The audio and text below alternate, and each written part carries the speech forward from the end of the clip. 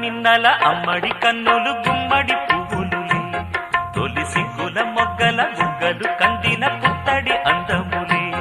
సుమ సుందరి అందెలలో చిరుమువ్వల సందడులే శుభ మంగళ వేళలలో శుభమస్తుల దీవెనలే అని